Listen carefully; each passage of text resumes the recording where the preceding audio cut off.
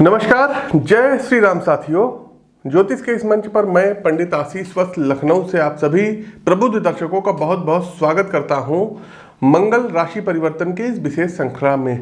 प्रिय दर्शकों, 16 नवंबर को 10:03 पर सेनापति मंगल तुला राशि से निकल करके अपनी स्वराशि वृश्चिक राशि में अब गोचर करने जा रहे हैं, जो वैदिक ज्योतिष में अत्यंत महत्वपूर्ण घटना है।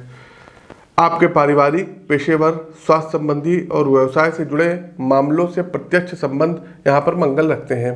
मित्रों, मंगल हमारे व्यक्तित्व के कुछ अत्यंत प्रमुख तत्वों पर एकाधिकार रखते हैं, जिनमें से प्रमुख है आत्मनियंत्रण, धैर्य शक्ति, भौतिक कार्य करने की ऊर्जा तथा स्वप्रेरणा। ये इनके मुख्य गुण हैं।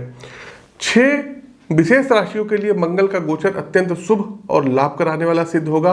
वहीं 4 राशियों को अतिरिक्त सतर्कता रखनी होगी।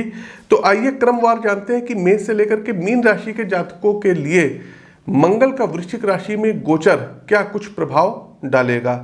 आपकी जानकारी के लिए बता दें कि प्रस्तुत राशिफल आपकी चंद्र राशि व आपकी नाम राशि दोनों पर संयुक्त रूप से आधारित है। प्रिय दर्शकों, पूर्व में हमने भूकंप से संबंधित भविष्यवाणी की थी और ये भविष्यवाणी 1000% सत्य हुई थी।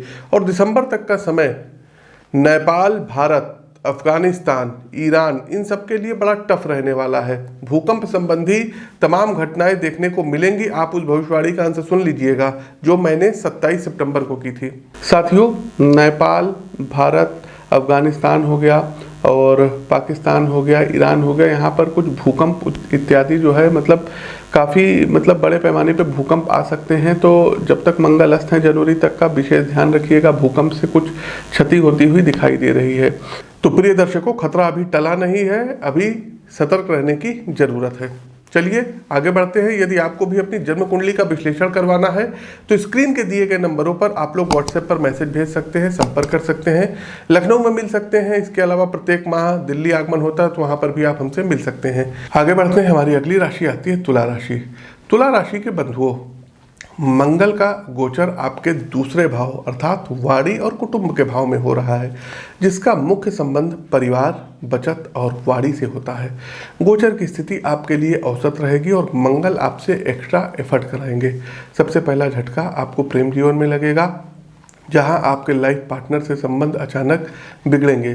क्रोध में कहीं किसी बात के कारण आपके जीवन साथी आपसे खिन्न रह सकते हैं तथा समय के साथ रिश्तों में यहाँ पर दूरी भी बढ़ सकती है। देखिए साथियों, ये आपकी व्यवहार कुशलता पर निर्भर करता है कि आप किस तरीके से अपने दाम्पत्य जीवन के सामंजस्य को बनाकर रखते हैं।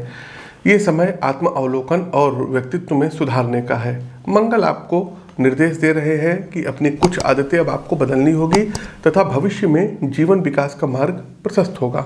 एक मित्र की तरह मेरी सलाह है साथियों कि इस अवधि में एकांत में अधिक से अधिक अपना समय व्यतीत करें और इस समय का प्रयोग स्वयं के सुधार संबंधी आदतों के अवलोकन में करना है। इस तथ्य को जानने का प्रयास करें कि किन कारणों से आप अपने वांछित लक्ष्यों को प्राप्त नहीं कर पा रहे हैं। मंगल गोचर की अवधि में स्वाध्याय आपकी सफलता का मूल मंत्र रहने वाला है। वहीं स्वास्थ्य के सिलसिले में अपने मस्तिष्क और आंखों का खास ध्यान रखिएगा। 2 बातें आपको ध्यान रखनी है। पहला, इलेक्ट्रॉनिक डिवाइस से दूरी बना करके रखें। दूसरा, अनावश्यक की टेंशन से दूर रहिए, रिलैक्स रहिए और ईश्वर पर भरोसा रखिए, क्योंकि भगवान को क्या कहते हैं, मंगल भवन अमंगलहारी, जो मंगल को बढ़ाते हैं और अमंगल का नाश करते हैं। तो ईश्वर पर आपको भरोसा रखना होगा तुला राशि के जातकों। तो प्रिय दर्शकों, ये तो था मंगल का वृश्चिक राशि में गोचर का सभी मेष से लेकर के मीन राशि सभी 12 राशियों पर क्या प्रभाव पड़ेगा। अब आते हैं अंतिम पड़ाव उपाय पर। उपाय क्या करना है। पहला काम आपको करना होगा कि प्रत्येक दिन 3 पाठ हनुमान चालीसा का आपको करना ही करना होगा।